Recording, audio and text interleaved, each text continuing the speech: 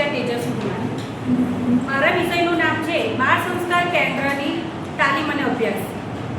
સૌપ્રથમ તો હું આભાર જ માનીશ, કારણ કે મારા સંશોધનને જે પૂરું કર્યું છે અને મને જે મદદ કરી છે એને આભાર માનું, પછી હું મારા કાર્યને આગળ વધારીશ એવી હું આશા રાખું છું. શબ્દો ઓછા પડે ભાવ વધારે, શબ્દો ઓછા પડે ભાવ વધારે. આભાર માનું હૃદયના સહારે, આભાર માનું હૃદયના સહારે. સહકાર સૌનો મળ્યો, સહકાર સૌનો મળ્યો અપરંપાર. મારા અભ્યાસને આપનો આધાર. સૌપ્રથમ તો હું પરમાત્માનો આભાર માનીશ કે જેમણે મને આ સંશોધન કાર્ય મારા અભ્યાસને પૂર્ણ કરવાની મને શક્તિ આપી.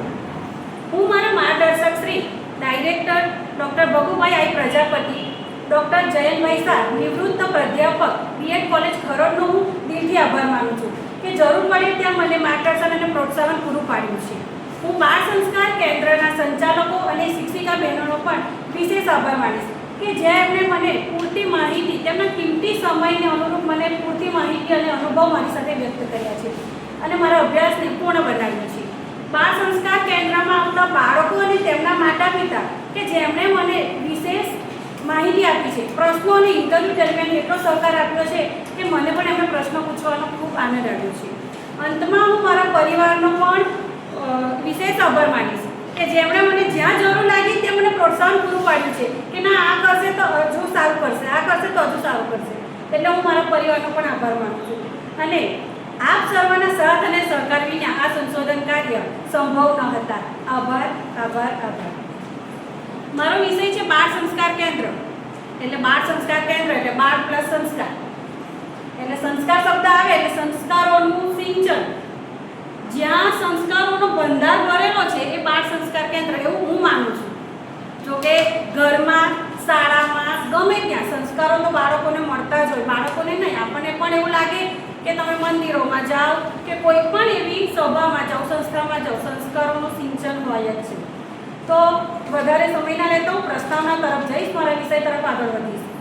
બાળકો રાષ્ટ્રનું ભવિષ્ય છે. બાળ સંસ્કાર કેન્દ્રમાં તેમના સર્વાંગી વિકાસ માટે નૈતિક મૂલ્યો, સાંસ્કૃતિક, સામાજિક અને શૈક્ષણિક સંસ્કારોનું સંસ્કાર કેન્દ્રમાં પ્રદાન કરાતું કાર્ય અત્યંત મહત્વનું છે.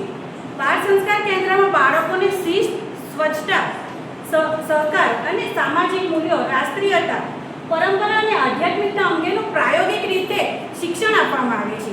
બાળ સંસ્કાર કેન્દ્રની તાલીમ બાળકોના સર્વાંગી વિકાસ ઉપર સકારાત્મક અસર કરે છે. બાળકો વધુ સજ્જ, શિસ્ત સજ્જ વધુ જોવા મળે છે. અને આ વિષયનું અર્થઘટન જોઈએ તો બાળ સંસ્કાર કેન્દ્રની તાલીમ એટલે નૈતિક મૂલ્યો, શિસ્ત, સ્વચ્છતા, સામાજિક જવાબદારી અને રાષ્ટ્રીયતાનું આયોજન. બાળ સંસ્કાર કેન્દ્રમાં બાળકોને ફક્ત જીવન જીવવાની, બાળકોને ફક્ત પુસ્તકનું જ્ઞાન જ નહીં પરંતુ જીવન જીવવાની સાચી રીત શીખવવામાં આવે છે. બાળકોને શિસ્ત, સહકાર, સ્વચ્છતા અને વડીલોને માન સન્માન આપવાની ફરજો શીખવવામાં આવે છે. આ વિષયની પસંદગી શા માટે કરી કે આ સમસ્યાની પસંદગી શા માટે કરી એવું જોઈએ તો આજના સમયમાં બાળકોમાં નૈતિક મૂલ્યો, શિસ્તતાનો અભાવ જોવા મળી રહ્યો છે. બાળકો મોબાઈલ અને ટેકનોલોજીના કારણે તેમનામાં રીત રિવાજો, પરંપરા અને આધ્યાત્મિકતાથી દૂર થવાની વૃત્તિ વધી રહી છે. નાના બાળકોને જો નાનપણથી જ સંસ્કારોનું સિંચન કરવામાં આવે તો તેમનું ભવિષ્ય ઉજ્જવળ બની શકે છે.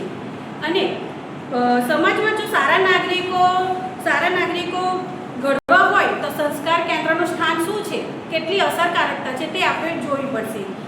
માતા પિતા તથા શિક્ષકોની દ્રષ્ટિએ કેન્દ્રની અસરકારકતા કેટલી છે તે સમજવાની જરૂરિયાત છે. હવે આ વિષયની કે આ સમસ્યાની પસંદગી મેં કેવી રીતે કરી તો સૌપ્રથમ તો મેં વ્યક્તિગત અનુભવ લીધો છે. ત્યાં બાળ સંસ્કાર કેન્દ્રના સંચાલકો, શિક્ષિકા, માર્ગદર્શિકા એમની સાથે ચર્ચા કરી. ત્યાં બાળ સંસ્કાર કેન્દ્રમાં જઈને પુસ્તકો અને ત્યાંના સાધનોની ચર્ચા કરી છે અને અંતે મેં આ વિષયની પસંદગી કરી છે. આગળ જોઈએ તો બાળ સંસ્કાર કેન્દ્રની પદ્ધતિમાં મેં 3 નમૂના પસંદ કરેલા છે: બાળકો, માતા પિતા અને માર્ગદર્શિકા, સંચાલકો. તો બાળ સંસ્કાર કેન્દ્રમાં નિયમિત આવતા બાળકો જે જુદી જુદી વયના છોકરા છોકરીઓ છે. માતા પિતાનો અભિપ્રાય કે બાળકો તાલીમ લેતા પહેલાં કેવા હતા અને તાલીમ લીધા પછી એમના વર્તનમાં શું ફેરફાર આવ્યા, અને સંચાલિકાઓ કે તેમનો અભિપ્રાય લીધો કે તાલીમ આપતા તેમની પદ્ધતિ, પ્રવૃત્તિઓ અને તેની અસરો. પછી સંશોધન માટે મેં કઈ પદ્ધતિઓનો ઉપયોગ કર્યો, તો સંશોધન માટે મેં એક અવલોકન, બીજું છે પ્રશ્નાવલી પદ્ધતિ અને ત્રીજું છે સાક્ષાત્કાર પદ્ધતિ. તો અવલોકનમાં જે બાળકો દૈનિક જે નિયમિત આવે છે એવા બાળકોનું દૈનિક વર્તન કે રોજબરોજની ક્રિયાઓ, અભ્યાસ વગેરે તેમજ રમતો, પ્રવૃત્તિઓનું સીધું અવલોકન કર્યું કે તેઓ સંસ્કાર કેન્દ્રમાં આવતા પહેલાં કેવા હતા અને સંસ્કાર કેન્દ્રમાં આવ્યા પછી હવે એમનામાં શું ફેરફાર છે. પ્રશ્નાવલી પદ્ધતિ માતા પિતાને તેમજ સંચાલિકા બહેનોને પ્રશ્નો પૂછ્યા, પ્રશ્નાવલી આપી. અને સાક્ષાત્કાર પદ્ધતિ એટલે કે પ્રશ્નાવલી દરમિયાન એમની પાસે ઇન્ટરવ્યૂ લીધું, એમની સાથે થોડી પ્રશ્નોત્તરી કરી. મારા સંશોધનની પ્રક્રિયા રૂપરેખા જોઈએ તો સૌપ્રથમ જ્યારે મને આ વિષય મળ્યો ત્યારે શરૂઆતમાં મગજમાં એક જ વિષય આવતો હતો કે હવે મારે આને પૂર્ણ કઈ રીતે કરવું, એનું આયોજન કઈ રીતે કરવું. તો પહેલાં તો એ આયોજન કરવા માટે મેં રૂપરેખા બનાવી કે શરૂઆત કરવું છે તો હવે કંઈક તો કરવું પડશે. તો બાળ સંસ્કાર કેન્દ્રની મુલાકાત લેવાનું વિચાર્યું. હવે કોઈ પણ સંસ્થા હોય તો ડાયરેક્ટ તો ના જવાય, એટલે સંચાલિકા બેન સાથે ફોન પર સંપર્ક કર્યો, એમની સાથે મુલાકાતની પરવાનગી લીધી. પરવાનગી લીધા બાદ એમની પાસે તાલીમ સંસ્કાર કેન્દ્રમાં જવા માટેની પરવાનગી લીધી.